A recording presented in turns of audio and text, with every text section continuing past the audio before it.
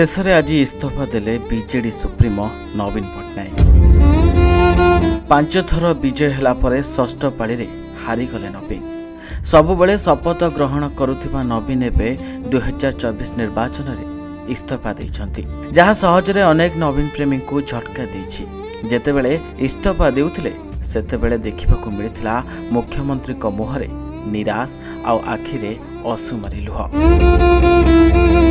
दिने नवीन ही कहिथिले से थिबा पर्यंत ओडिसार सारथी साजी रहिबे, किंतु आज से हारी जाइछंती।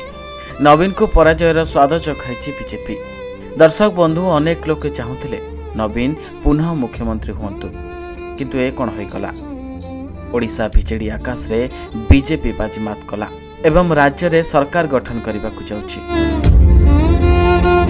तेबे आज सकाळु सकाळु नवीन राजभवन जाई राज्यपाल रघुवर दास को भेटी निजर इस्तीफा पत्र देइछंती।